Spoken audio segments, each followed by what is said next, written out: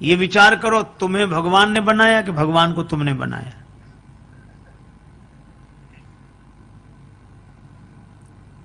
वो आदमी सोचने लगा कि हम तो भगवान की पूजा के लिए जा रही, कहां से तर्क करने वाला रास्ते में मिल गया ये।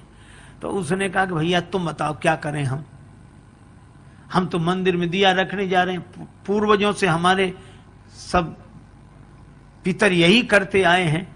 तो वो क्या बोला, इतने दिनों से गलती चली आई तो क्या सही मान ली जाएगी? इसका अर्थ तुम भी गलत, तुम्हारी पीढ़ियां भी गलत। उस व्यक्ति ने कहा तो हम क्या करें ये बताओ। वो बोला विचार करो, ये दिए में ज्योति कहां से आई? अब है विचित्र बात की नहीं?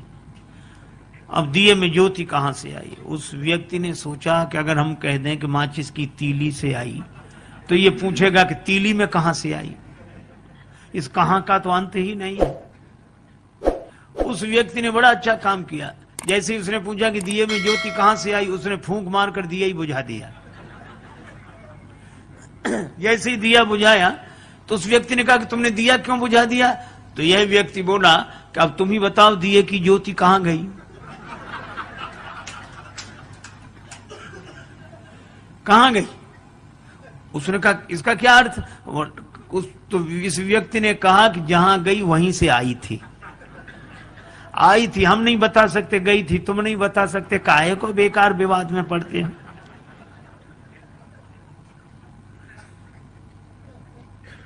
अच्छा, इस तर्क से कुछ हल भी नहीं होता, कुछ हाथ भी नहीं लगता। तर्क से आप कुछ भी सिद्ध कर दो। महाभारतकार कहते हैं तर्को अप्रतिष्ठा। इस तर्क की कोई प्रतिष्ठा नहीं है।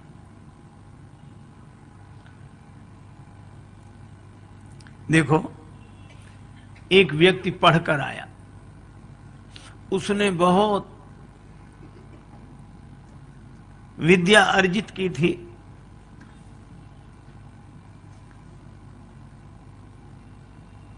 मां ने कहा कि बेटा तू अभी अभी लौटा है, स्वल्पाहार कर ले, 2 लड्डू खा ले। बेटा बोला पहले मेरी विद्या का चमत्कार देखो जो मैंने पढ़ा है।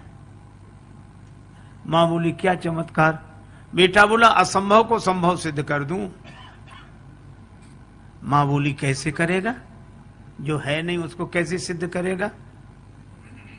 पिता भी पास आकर बैठ गया कि देखें इसकी विद्या। बेटा बोला कि लड्डू कितने रखे हैं? मां बोली 2। बेटा बोला 3। का कैसे? बोले अभी सिद्ध कर देता हूं। का गिनो। मां ने गिनना शुरू किया। 1 लड्डू में 1, दूसरे लड्डू पर उंगली रखी 2। बेटा बोला 2 और 1 3।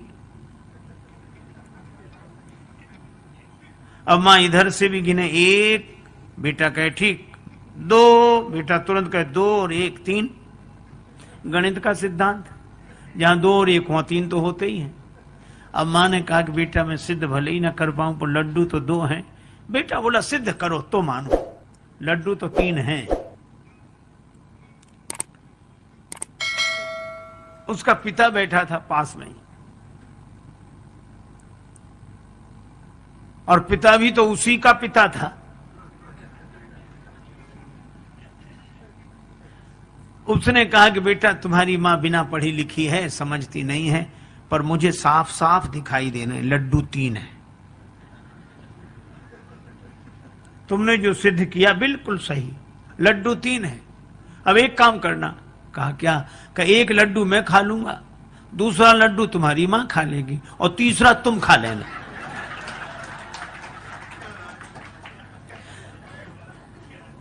अरे भाई हाथ लगा क्या?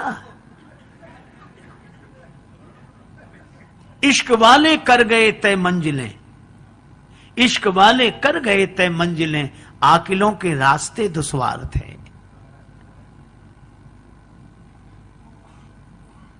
एक आदमी गांव में गया, अपने मित्र के साथ घूमने निकला तो छोटा सा गांव, एक व्यक्ति तेल बेचता था, अकेला आदमी, और भीतर उसने कोल्हू चला रखा और बाहर बैठकर तेल बेचे।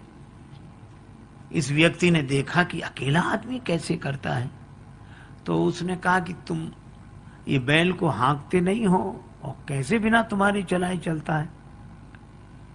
तो उस आदमी ने कहा कि बैल को मैं हाँक देता हूं और जब चलने लगता है तो बाहर आके बैठ जाता हूं,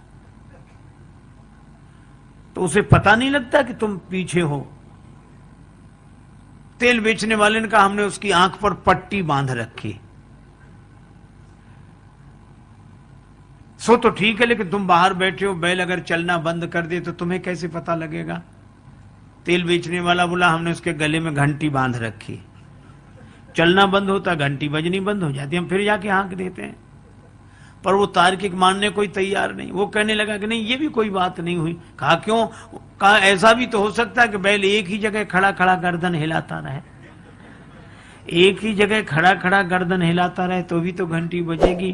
तेल बेचने वाला हाथ जोड़ के बोला बाबूजी वह बैल है, आपकी तरह तार्किक नहीं है।